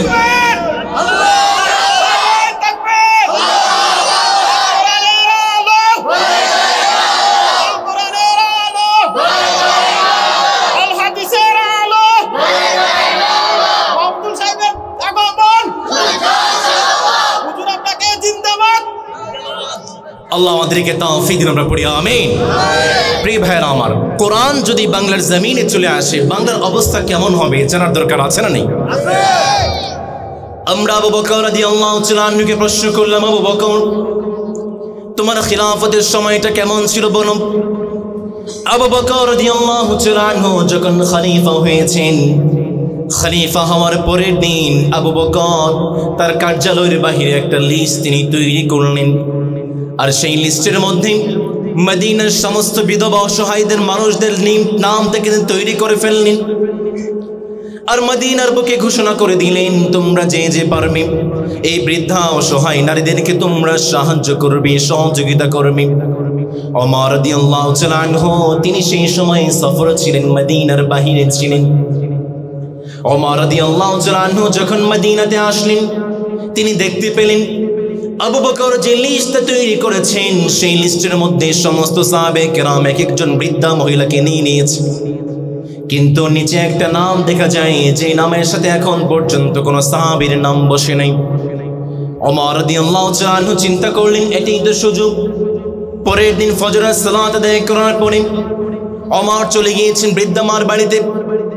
বৃদ্ধামার বাড়িতে গিয়ে দরজায় গিয়ে ঠক ঠক করলেন, মা কি লাগবে বলেন, আপনার কাজগুলো করে দেওয়ার জন্য আমি ওমর হাজির হয়ে গিয়েছি। বৃদ্ধামা ভিতর থেকে জবাব দিয়ে দেয়, বাবা, প্রতিদিন যে মানুষটা আমার কাজ করে দেয় সেই মানুষটা তো আজকেও কাজ করে দিয়ে চলে গিয়েছে, আমার কোনো কাজের দরকার নেই। ওমর রাদিয়াল্লাহু তাআলা আনহু চিন্তা করতে লাগলেন, ফজরের পরে আসলাম তাই বুঝি পেলাম না, কালকে ফজরের আগে চলে আসবো। পরের দিন ফজর আগে চলে গেলেন ওমর, বৃদ্ধামার বাড়িতে গিয়ে ঠকঠক করলেন, মা কি লাগবে বলেন, আপনার কাজগুলো করে দেওয়ার জন্য আমি ওমর হাজির হয়ে গিয়েছি। বৃদ্ধামা আজকেও জবাব দিয়ে দেয়, বাবা, প্রতিদিন যে মানুষটা আমার বাড়িতে কাজ করে দেয় সেই মানুষটা তো আজকেও কাজ করে দিয়ে চলে গিয়েছে, আমার কোনো কাজের দরকার নেই। ওমর রাদিয়াল্লাহু তাআলা আনহু চিন্তা করতে লাগলেন, ফজরের আগে আসলাম তাও বুঝি পেলাম না, কালকে তাহাজ্জুদের পরে চলে আসবো। ওমর রাদিয়াল্লাহু তাআলা আনহু পরের দিন তাহাজ্জুদের আগে চলে গিয়েছেন। গিয়ে বুড়িমার বাড়িতে ঠক ঠক করে বললেন, মা কি লাগবে বলেন, আপনার কাজগুলো করে দেওয়ার জন্য আমি ওমর হাজির হয়ে গিয়েছি। বুড়িমা ভিতর থেকে আজকেও জবাব দিয়ে দেয়, বাবা, প্রতিদিন যে মানুষটা কাজ করে দেয় সেই মানুষটা তো আজকেও কাজ করে দিয়ে চলে গিয়েছে, আমার কোনো কাজের দরকার নেই। ওমর রাদিয়াল্লাহু তাআলা আনহু মনে মনে কল্পনা শুরু করলেন, জল্পনা শুরু করলেন, কোন সেই মানুষ যে মানুষ গভীর রাতে বুড়িমার বাড়িতে কাজ করে দেয়, আমাকে সেই মানুষটাকে খুঁজে বের করতে হবে। পরের দিন ওমর মধ্যরাতে বুড়িমার বাড়ির পিছনে বাঁশ ঝাড়ের মধ্যে লুকিয়ে আছে, তিনি দেখতে চান গভীর রাতে কে বুড়িমার বাড়িতে কাজ করে দেয়। ওমর রাদিয়াল্লাহু তাআলা আনহু গভীর রাতে দাঁড়িয়ে আছেন, হঠাৎ করে দেখতে পেলেন কে যেন টিপ টিপ করে বুড়িমার বাড়ির দিকে যায়। ওমর রাদিয়াল্লাহু তাআলা আনহু পিছন থেকে জড়িয়ে ধরলেন।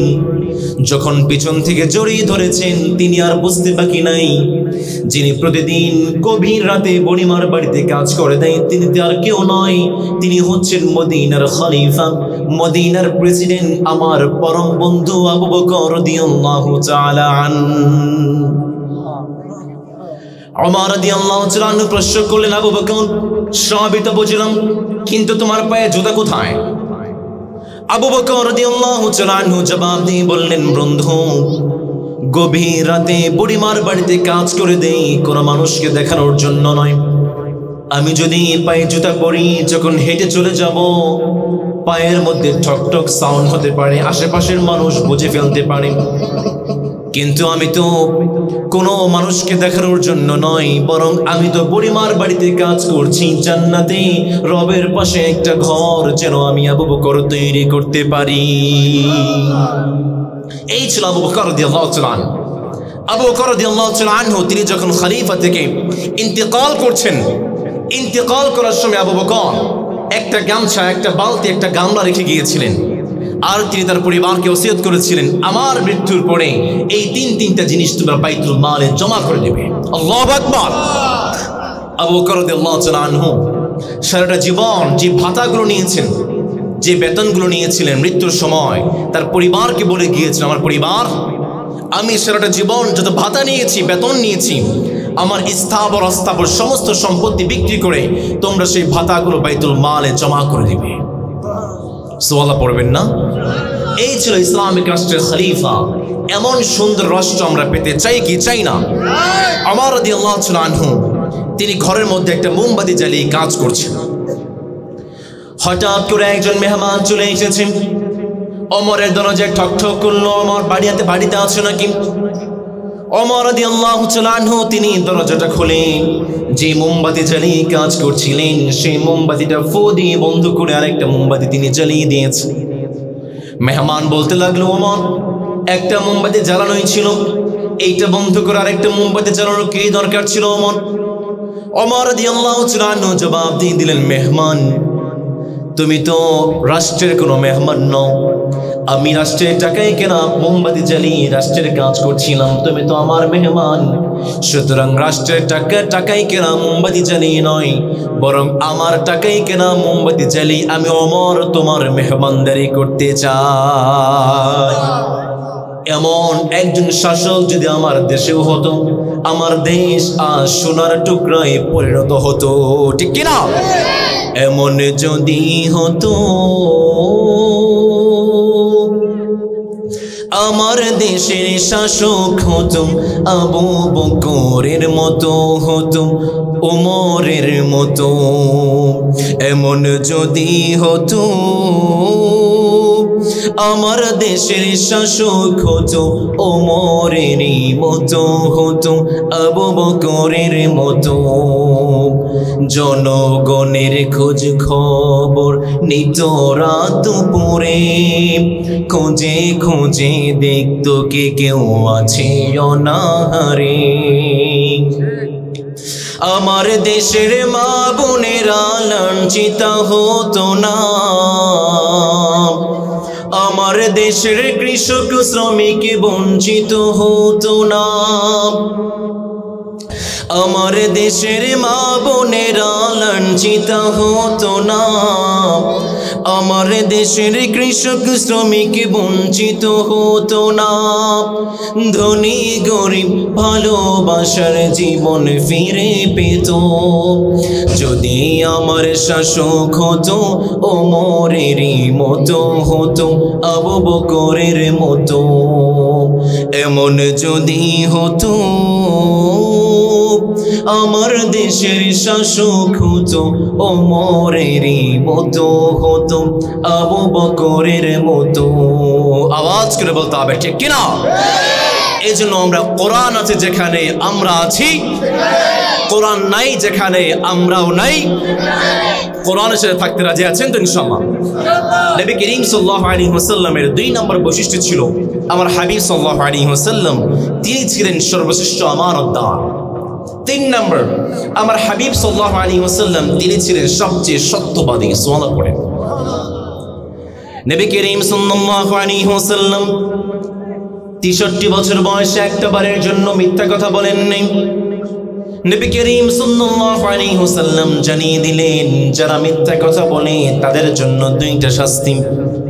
1 নাম্বার, যারা মিথ্যে কথা বলে তাদেরকে যে মালিক তাদের নামটাকে মুমিন থেকে কেটে দেয় তিনি কে? আল্লাহ। 2 নম্বরে যারা মিথ্যে কথা বলে তাদেরকে যে মালিক মুনাফিক বানিয়ে দেয়, আওয়াজ করে বলেন তো তিনি কে? আমরা কোরআনকে প্রশ্ন করলাম, কোরআন মুনাফিক কারা বলো? কোরআন কত সুন্দর করে কত চমৎকার করে জানাচ্ছে বান্দা শোনো শোনো ইন্নাল মুনাফিকিনা ফি দারকিল আসফালি মিনান নারি ওয়ালান তাজিদ লাহুম নাসীরা মালিক জানিয়ে দিলেন যারা মুনাফিক হবে যারা মিথ্যে কথা বলে তাদেরকে যে মালিক জাহান্নামের সর্বনিম্ন স্তরে দাখিল করবেন তিনি কে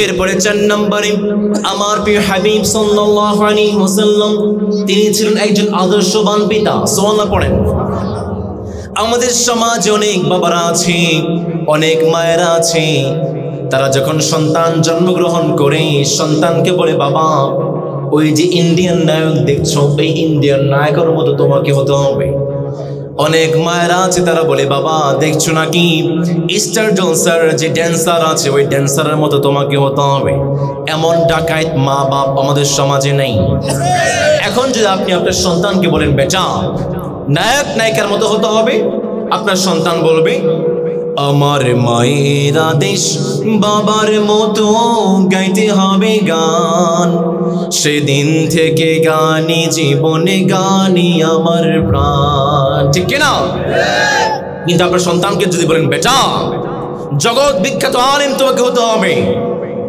জগৎ বিখ্যাত ইসলামিক স্কলার তোমাকে হতে হবে আপনার সন্তান বলবে আমার বাবার মুখে প্রথম যেদিন শুনেছি কোরআন সেদিন থেকে কোরআনি জীবন কোরআনি আমার প্রাণ আওয়াজ করে বলতে হবে ঠিক কিনা এই জন্য আমাদের অনেক ডাকাত বাবা আছে তারা যখন সন্তান কান্নাকাটি করে ইউটিউব ধরিয়ে দেয় ফেসবুক ধরিয়ে দেয় প্রিয় ডাকাত মা বাপ শোনো নবী করিম সাল্লাল্লাহু আলাইহি ওয়াসাল্লাম একজন রাষ্ট্রনায়ক ছিলেন মসজিদের ইমাম ছিলেন খতিব ছিলেন সেনাপতি ছিলেন এরপরও তার সন্তানদেরকে আল্লাহর হাবিব সময় দিয়েছে সুবহানাল্লাহ পড়েন এই জন্য 4 নম্বরে আমার হাবিব সাল্লাল্লাহু আলাইহি ওয়াসাল্লাম তিনি ছিলেন একজন আদর্শবান পিতা 5 নম্বরে আমার হাবিব সাল্লাল্লাহু আলাইহি ওয়াসাল্লাম তিনি ছিলেন সর্বশ্রেষ্ঠ ক্ষমাশীল নবী করিম সাল্লাল্লাহু আলাইহি ওয়াসাল্লাম মক্কার বুকে ইসলামের দাওয়াত দেন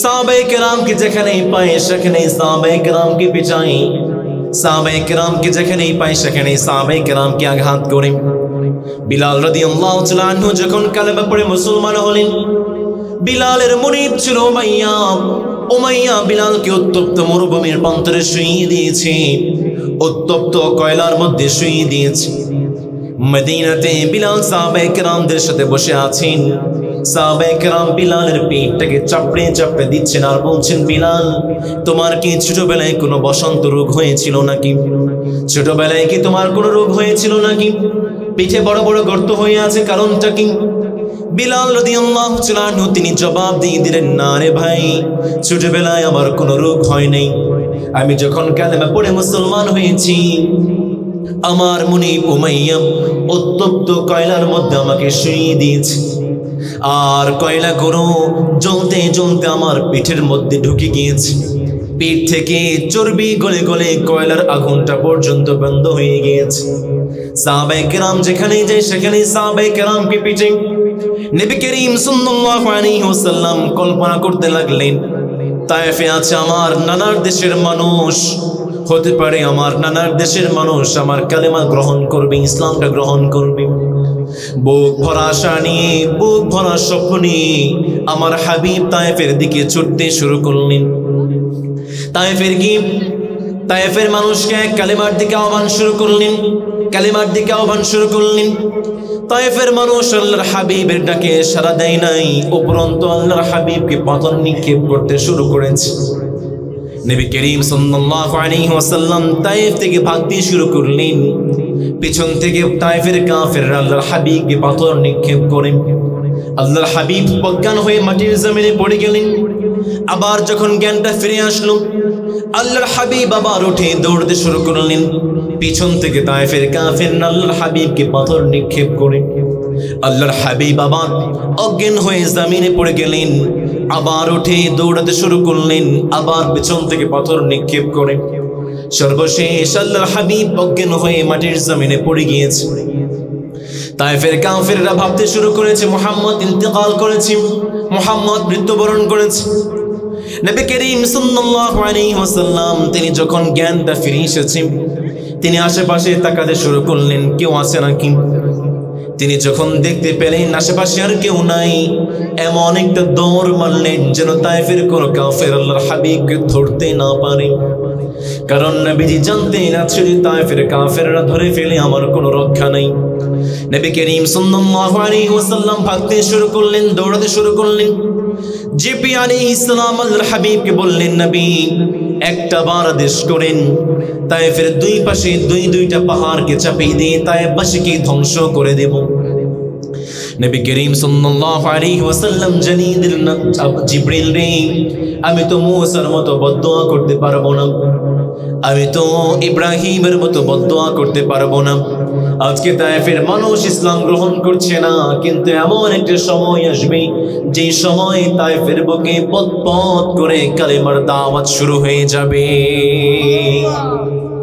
নবী করিম সাল্লাল্লাহু আলাইহি ওয়াসাল্লাম জিবরিলকে জানিয়ে দিলেন, জিবরিল শোনো, আমি তো তায়েফবাসীর জন্য বদদুয়া করতে পারবো না, আমি দয়া করে মায়া করে তায়েফের প্রত্যেকটা মানুষকে আজকে ক্ষমা করে দিলাম। আল্লাহু আকবার।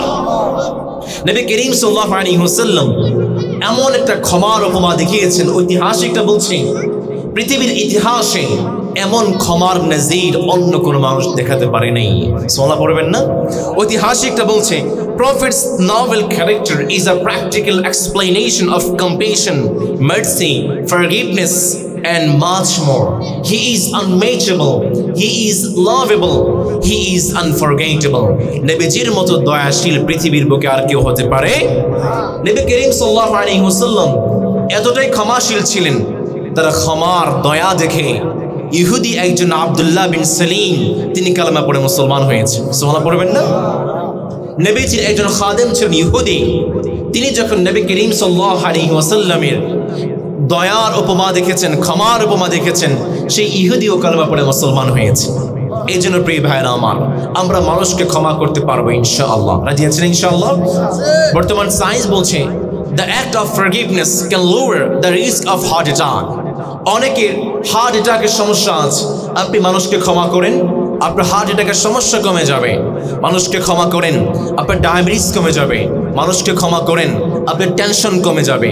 এই জন্য আমরা মানুষকে ক্ষমা করতে চাই কি চাই না? আওয়াজ করে বলেন, চাই কি চাই না?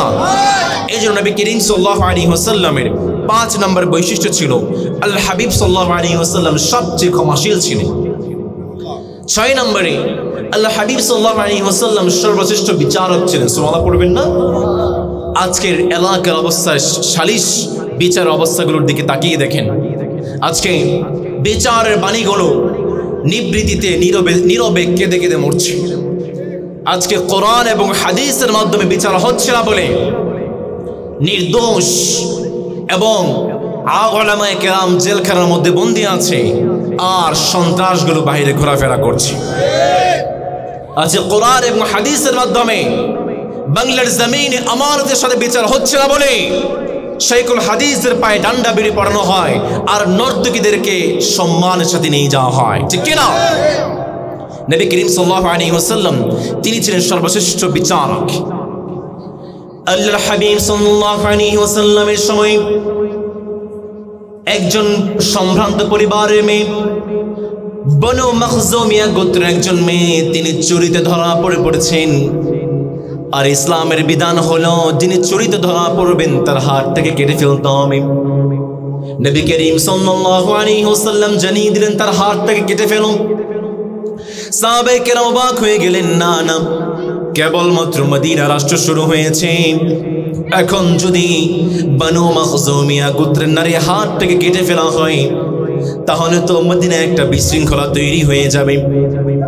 মক্কার মদিনার সাহাবায়ে কেরাম তারা কানাঘুষা শুরু করলেন কিভাবে বাঁচানো যায়। সাহাবায়ে কেরাম কানাঘুষা শুরু করলেন কিভাবে নবীজিকে বলা যায়। তারা সর্বশেষ সিদ্ধান্ত নিলেন যাকে নবী বড্ড বেশি পছন্দ করেন, ওসামা যদি নবীজিকে বলে তাহলে হয়তো নবীজি বিশ্বাস করতে পারে।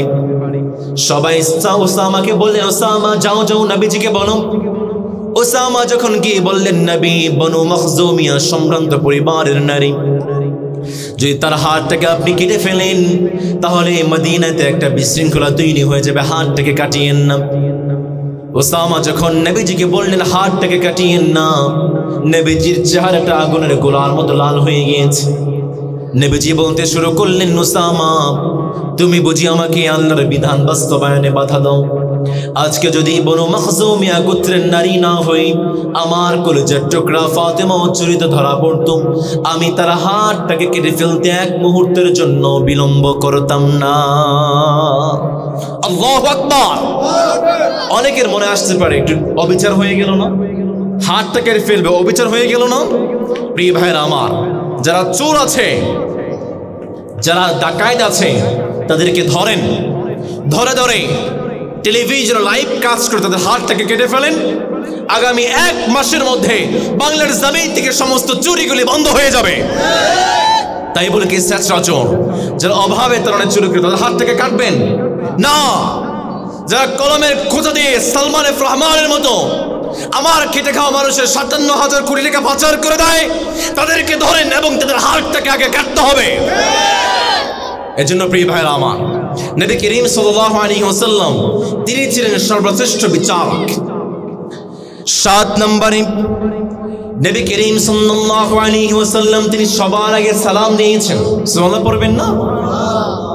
নবীজির সামনে দিয়ে কোন মানুষ হেঁটে গিয়েছে, নবীজির আগে কোনো মানুষ নবীজিকে সালাম দিতে পারে নাই।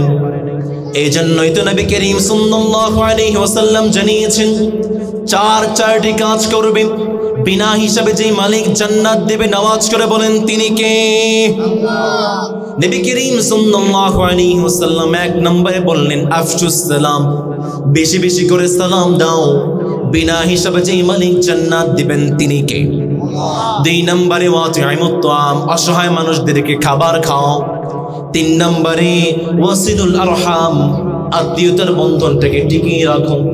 4 নম্বরে ওয়াসাল্লু ওয়ান নাসু নিয়াম, যখন সবাই ঘুমিয়ে যায় তাহাজ্জুদের সালাতে দাঁড়িয়ে যাও।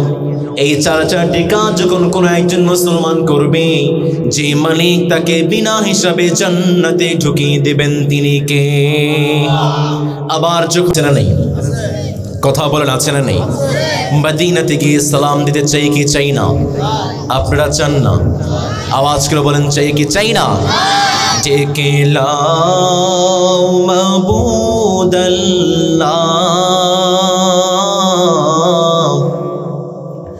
রোজা পাকের কিনারে, আমি কেঁদে কেঁদে হই গো সারা, ধন্য করো দিদারে।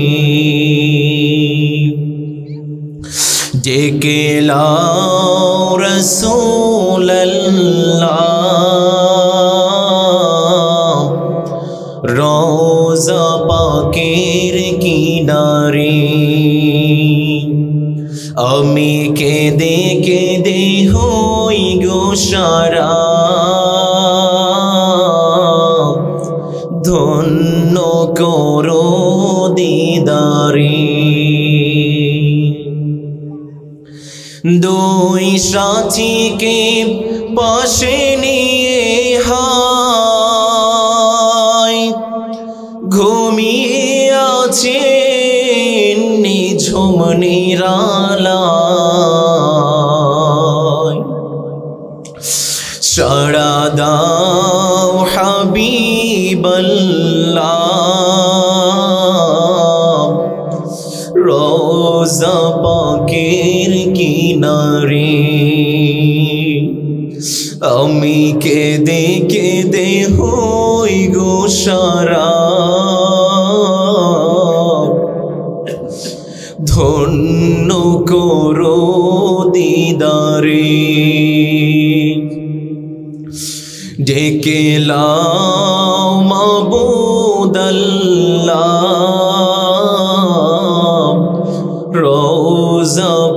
পাকের কিনারে।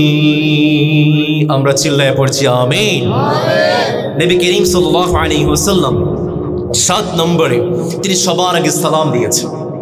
8 নম্বরে নবী করিম সাল্লাল্লাহু আলাইহি ওয়াসাল্লাম তিনি ছিলেন সর্বশ্রেষ্ঠ ধৈর্যশীল ব্যক্তি। সুবহানাল্লাহ পড়েন।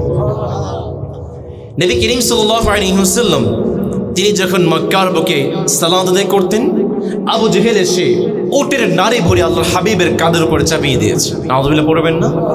নবী করিম সাল্লাল্লাহু আলাইহি ওয়াসাল্লাম একবার উটের উপরে বসে আছেন, একজন বেদুইন ভিক্ষুক তিনি এসে নবী করিম সাল্লাল্লাহু আলাইহি ওয়াসাল্লামের চাদরটা ধরে দিয়েছে টান। নবীজির চাদরটা খসখসে ছিল, নবীজির ঘাটটা ছিঁড়ে গিয়েছে। ভিক্ষুক নবীজির ঘাট ছিঁড়ে বলছে, মুহাম্মদ ভিক্ষা দাও। নবী সাল্লাল্লাহু আলাইহি ওয়াসাল্লাম ভিক্ষুকের দিকে তাকালেন, মুচকি হেসে সাহাবায়ে কেরামদেরকে বলেন, বাইতুল মাল থেকে ভিক্ষুককে ভিক্ষা দিয়ে দাও। সুবহানাল্লাহ পড়বেন না? এই ছিল আমার হাবিব সাল্লাল্লাহু আলাইহি ওয়াসাল্লাম। আমরা নবী করিম সাল্লাল্লাহু আলাইহি ওয়াসাল্লামকে বললাম, নবী আমরাও তো ধৈর্যশীল বান্দা হতে চাই, কি করতে পারি কি করতে পারি?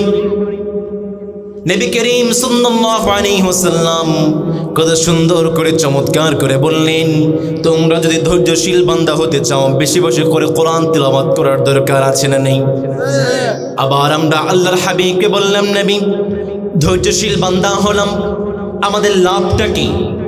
কারণ লাভ আছে যেখানে আমরা আছি, লাভ নাই যেখানে আমরা নাই। রব্বি করিম সাল্লাল্লাহু আলাইহি ওয়াসাল্লামকে বললাম, নবী ধৈর্যশীল বান্দা তো হব, কিন্তু আমাদের জন্য কি পুরস্কার আছে?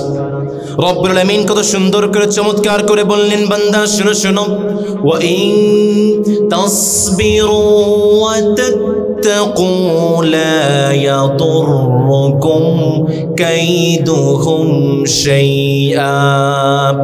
নবী করিম সাল্লাল্লাহু আলাইহি ওয়াসাল্লামকে জানিয়ে দিলেন, নবী যে সমস্ত বান্দারা ধৈর্যশীল হবে, ক্ষমাশীল হবে, তাদেরকে যে মালিক স্বয়ং রহমতের চাদর দিয়ে ঢেকে নেবেন, আওয়াজ করে বলেন তো তিনি কে? এই জন্য নবী করিম সাল্লাল্লাহু আলাইহি ওয়াসাল্লাম দোয়া শিখিয়েছেন। আল্লাহর হাবিব সব সময় দোয়া করতেন, আল্লাহুম্মা জাআলনি শাকুরা ওয়াজআলনি সাবুরা ওয়াজআলনি ফি আইনি সগীরা ওয়া ফি আয়ুনিন নাসি কাবীরা। নবী করিম সাল্লাল্লাহু আলাইহি ওয়াসাল্লাম সব সময় দোয়া করতেন, মালিক আমাকে আপনি ধৈর্যশীল বান্দা বানান, মালিক আমাকে আপনি শুকরগুজার বান্দা বানান, মালিক দয়া করে মায়া করে আমার চোখে আমাকে আপনি ছোট বানিয়ে দেন, আর মানুষের চোখে আপনি আমাকে বড় বানিয়ে দেন। চিল্লায় পড়ে না আমিন। আবার ওমর রাদিয়াল্লাহু তাআলা আনহু দোয়া করে রবের কাছে দোয়া করতেন, মালিক আল্লাহুম্মা রযুকনা শাহাদাতান ফি সাবিলিক ওয়াজআল মাউতি ফি বালাদি রাসূলিক। ওমর সব সময় দোয়া করতেন, মালিক দয়া করে মায়া করে আমার মৃত্যুটাকে আপনি মদিনাতে কবুল করেন, দয়া করে মায়া করে আপনি আমাকে শহীদ হিসেবে কবুল আর মঞ্জুর করেন। পড়ে না আমিন। এই জন্য আমরা শহীদ হতে চাই কি চাই না? আমরা শহীদ হতে চাই কি চাই না? আমাকে শহীদ করে সেই মিছিলে শামিল করে নিও, যেই মিছিলের নেতা আমির হামজা খুবাইব খাব্বাব।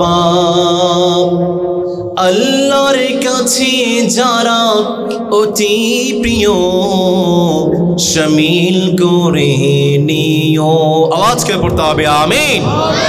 এই জন্য প্রিয় ভাইরা, মুমিনরা কখনো মৃত্যুকে ভয় পেতে পারে? মুমিনদের হৃদয়ে আছে শহীদের তামান্না। আগে অনেক স্বৈরাচার তারা চেয়েছিল আমাদেরকে মৃত্যুর ভয় দেখিয়ে ইসলাম থেকে বিরত রাখতে। আমি ঢাকা বিশ্ববিদ্যালয়ের শিক্ষার্থী, আমার হলের নাম হচ্ছে মুক্তিযোদ্ধা জিয়াউর রহমান হল।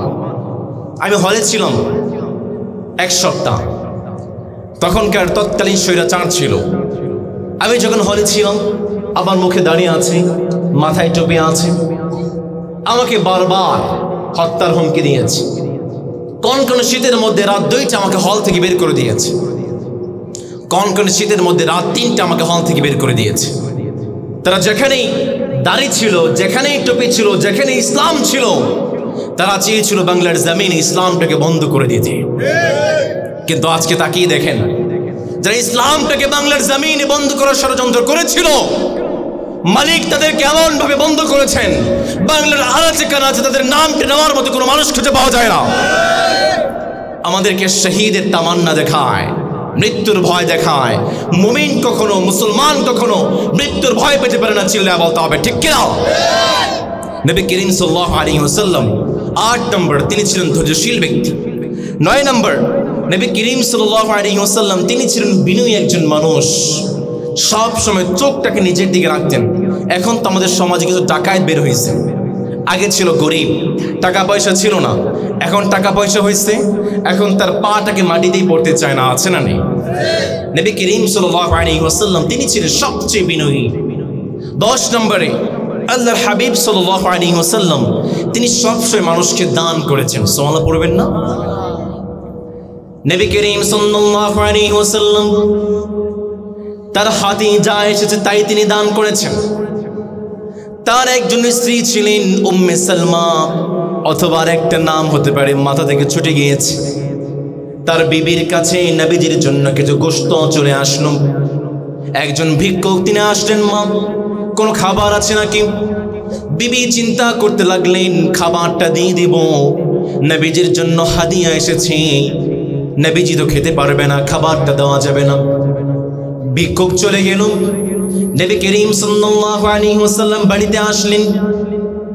নিজের স্ত্রী মাকে বললেন, আমাদের মাকে বললেন, বিবি ঘরে কোনো খাবার আছে নাকি? বিবি বললেন, আপনার জন্য কিছু গোশতের টুকরা রেখে দিয়েছি।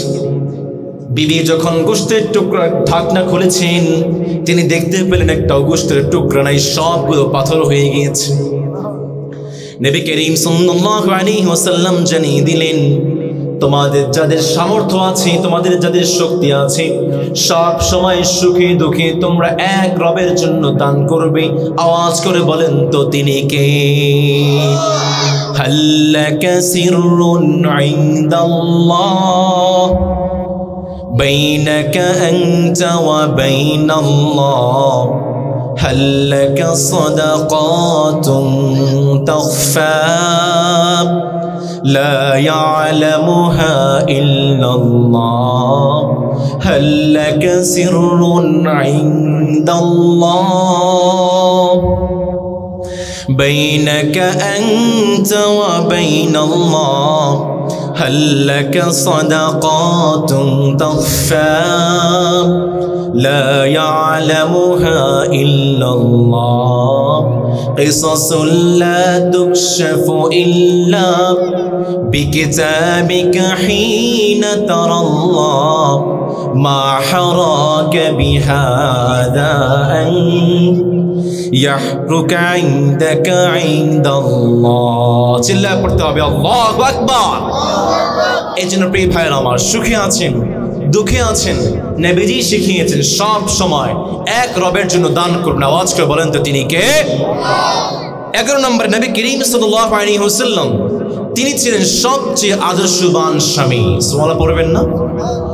আমাদের সমাজে আমরা তো এখন এমন কিছু মানুষকে ফলো করি, আমাদের সমাজে কিন্তু পরিবারের শান্তি নেই, পরিবারের সুখ নেই, কারণ আমরা এমন একজন মানুষকে ফলো করি যার কোনো বিয়ে হয়নি, এমন মানুষকে ফলো করি যার বিয়ের আগে 2-3টা বাচ্চা আছে না নেই। আমরা হিরো আলমকে ফলো করি, আমরা শাকিব খানকে ফলো করি, তাহসান খানকে ফলো করি, পরিমণিকে ফলো করি। ভাই বলছে এমন এমন মানুষকে ফলো করি তাদের কোনো পরিবারই নাই, সংসারই নাই। আপনি তাদেরকে ফলো করে কিভাবে আশা করেন আপনার পরিবারের শান্তি আসবে? এই জন্যই তো বলি কোরআন পড়েন, নবীজির জীবনী পড়েন, পরিবারের শান্তি যে মালিক দিবেন তিনি কে? আল্লাহ। নবী করিম সাল্লাল্লাহু আলাইহি ওয়াসাল্লাম যখনই ঘরে ঢুকতেন নিজেদের বিবিদেরকে বলতেন আই লাভ ইউ। কি বলতেন? এখন দেখেন তো প্রিয় ভাইয়ারা, কে কে ঘরে ঢোকার সময় আই লাভ ইউ বলেন? তো হাত তুলে দেখিয়ে দেন। আছে পিছনে একজন ভাই আছে না? নেই, একজন আই লাভ ইউ বলেন না। প্রিয় ভাইয়ারা আমার, আই লাভ ইউ বলেন তো বে জায়গায়, অ জায়গায় বলেন, ঠিক কি না? ঠিক জায়গায় আই লাভ ইউ বলা দরকার, আছে না নেই? আমার প্রিয় নাসির গ্রামের ভাইয়েরা, আজকে যখন ঘরে ঢুকবেন আমার বোনদেরকে আই লাভ ইউ বলবেন। রাজি আছেন না ইনশাআল্লাহ? নবী করিম সাল্লাল্লাহু আলাইহি ওয়াসাল্লাম এমন রোমান্টিক ছিলেন, আয়েশা রাদিয়াল্লাহু তাআলা আনহাকে তিনি আয়েশ বলতেন, লাল সুন্দরী, সুন্দর সুন্দর নামে ডাকতেন।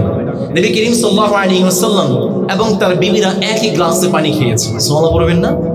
নবী করিম সাল্লাল্লাহু আলাইহি ওয়াসাল্লাম তার বিবিদেরকে খাবার খাইয়ে দিয়েছেন আর বলেছেন যে সমস্ত স্বামীরা তার স্ত্রীদেরকে খাবার খাইয়ে দেবে প্রত্যেকটা দানাতে যে মালিক নফল রোজার সওয়াব দিবেন তিনি কে? আল্লাহ। নবী করিম সাল্লাল্লাহু আলাইহি ওয়াসাল্লামের তার বিবিরা নবীজির মিসওয়াকটাকে চিবিয়ে দিয়েছেন, শক্ত গোশত থাকলে চিবিয়ে দিয়েছেন, নবীজি পান করেছেন, খাবার খেয়েছেন। এখন আমার যারা গরিব ভাইরা আছেন, গরিব মানে যাদের এখনো বিয়ে হয় নাই, তারা বলতেছে হুজুর আপনি তো বিয়ের ওয়াজ করতেছেন, স্ত্রীদেরকে খাবার খাওয়ানোর ওয়াজ করতেছেন, আমাদের বিয়ে হয় নাই। এরকম লোক আছে না নেই? এই যে আমার যুবক ভাইরা বসে আছে বেকার, বিয়ে নাই, গরিব, এদেরকে বিয়ের ব্যবস্থা করবেন, বিয়ের ব্যবস্থা করে দেবেন। রাজি আছেন না ইনশাআল্লাহ? নবী করিম সাল্লাল্লাহু আলাইহি ওয়াসাল্লাম তিনি ছিলেন একজন আদর্শবান স্বামী।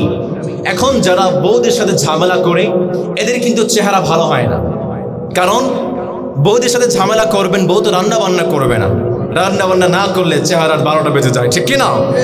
এই জন্য যখনই ঘরে যাবেন ফুল নিয়ে যাবেন, গিফট নিয়ে যাবেন, নিজেকে পরিপাটি করে রাখবেন, বউদেরকে সময় দিবেন। রাজি আছেন তো ইনশাআল্লাহ? নবী করিম সাল্লাল্লাহু আলাইহি ওয়াসাল্লামের 11 নম্বর বৈশিষ্ট্য ছিল আমার হাবিব সাল্লাল্লাহু আলাইহি ওয়াসাল্লাম একজন আদর্শবান স্বামী ছিলেন। 12 নম্বরে নবী করিম সাল্লাল্লাহু আলাইহি ওয়াসাল্লাম তিনি ছিলেন একজন সফল রাষ্ট্রনেতা। সুবহানাল্লাহ পড়েন। পৃথিবীর প্রত্যেকটা মানুষ একজন রাখাল, খুব মন দিয়ে শুনবেন প্রিয় ভাইয়েরা, একজন রাখাল সে বলতে পারে আমার হাবিবের সাথে আমার একটা মিল আছে, কারণ আমার হাবিব একজন রাখাল ছিলেন। একজন সফল রাষ্ট্রনেতা, প্রধানমন্ত্রী, তিনি বলতে পারেন আমার সাথে আমার হাবিবের মিল আছে, কারণ আমার হাবিব সফল রাষ্ট্রনেতা ছিলেন। একজন প্রেসিডেন্ট সে বলতে পারে আমার সাথে আমার নবীর মিল আছে, আমার হাবিব একজন প্রেসিডেন্ট ছিলেন। একজন ইমাম, একজন খতিব সে বলতে পারে আমার সাথে আমার নবীর মিল আছে, আমার হাবিব একজন ইমাম খতিব ছিলেন। একজন ইয়েতিম সে যেন বলতে না পারে আমি তো ইয়েতিম, দুনিয়াতে আমার কেউ নাই, সে যেন বলতে না পারে নবী করিম সাল্লাল্লাহু আলাইহি ওয়াসাল্লামকে মালিক ইয়েতিম করে পাঠিয়েছে। একজন সফল কমান্ডো, সেনাবাহিনীর প্রধান, তিনিও বলতে পারে আমার সাথে আমার নবীর মিল আছে, কারণ আমার হাবিব একজন কমান্ডো ছিলেন। পৃথিবীর প্রত্যেকটা মানুষ নিজের সাথে আমার হাবিবের সাথে মিল করতে পারে, রিলেট করতে পারে, এমন কোনো মানুষ পৃথিবীর বুকে আর দ্বিতীয়টা পাওয়া যাবে না। যেই নবীর সাথে আমার প্রত্যেকটা মানুষের মিল আছে, আওয়াজ করে বলেন তো তিনি কে? মুহাম্মদ। তিনি কে? আওয়াজ করে বলতে হবে তিনি কে? সে কোন বন্ধু বলো বেশি বিশ্বস্ত, সে কোন বন্ধু বলো বড় বিশ্বস্ত, কারে কাছে মন খুলে দেয়া যায়, কারে কাছে সবে কথা বলা যায়, হওয়া যায় বেশি আশ্বস্ত। তার নাম আহমদ বড় বিশ্বস্ত, সে কোন বন্ধু বলো বেশি বিশ্বস্ত। এই জন্য প্রিয় ভাইয়ের আমার, এই 12টি নবী করিম সাল্লাল্লাহু আলাইহি ওয়াসাল্লামের বৈশিষ্ট্য নিজেদের জীবনে বাস্তবায়ন করে আমরা সুন্দর একটা জীবন গঠন করতে চাই। রাজি আছেন তো ইনশাআল্লাহ?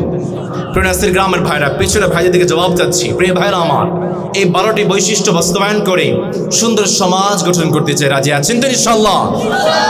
আল্লাহ আমাদেরকে তৌফিক দিন, আমরা পড়ি আমিন। আমি ধন্যবাদ জানাচ্ছি বিশেষ করে নাসির গ্রাম যুব সমাজ কল্যাণ, নাসির গ্রাম সমাজ কল্যাণ সংগঠনকে, যারা এত চমৎকার করে কোরআনে বাগানটাকে সাজিয়েছেন। আমরা দোয়া করছি যারা টাকা দিয়ে, পয়সা দিয়ে, বুদ্ধি দিয়ে, মেধা দিয়ে চমৎকার কোরআন বাগানটাকে সাজিয়েছেন, মালিক তাদেরকে দ্বীন এবং ইসলামের জন্য কবুল করে, আমরা পড়ি আমিন।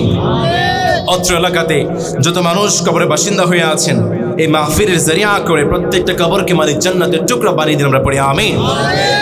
দোয়া করছি আমরা যেভাবে এখানে বসেছি, মালিক আমাদেরকে জান্নাতেও ঠিক এভাবে বসার তৌফিক দিন, আমরা পড়ি আমিন। ওয়া আখিরু দাওয়ানা আলহামদুলিল্লাহি রাব্বিল আলামিন। ওয়াসসালামু আলাইকুম ওয়া রাহমাতুল্লাহি ওয়া বারাকাতুহু।